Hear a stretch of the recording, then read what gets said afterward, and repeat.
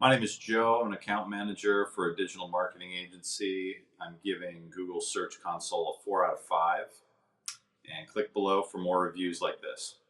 Previous to using Search Console, there really wasn't any other tool that we were utilizing to kind of solve the problems that Google Search Console fixes and addresses. I mean, there are other tools that will do part of the work for us.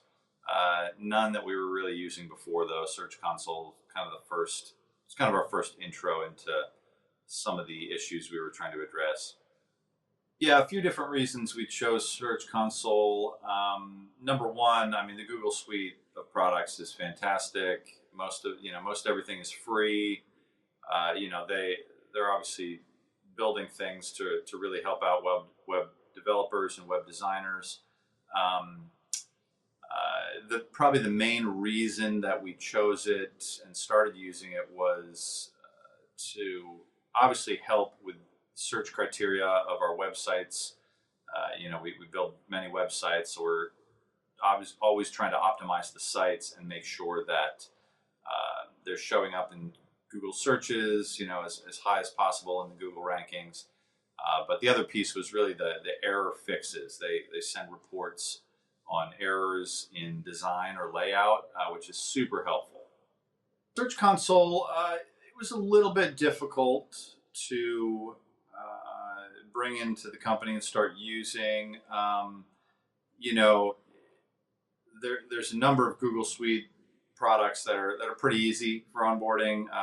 This is kind of a more advanced website tool. So it took some learning. It definitely took some learning and some tutorials, but in the end, getting it going wasn't impossible. Just we just had to commit ourselves for a bit. So I'd recommend Google Search Console for anybody trying to number one, monitor the search performance of your site, kind of help with keywords and how your website is doing in Google searches.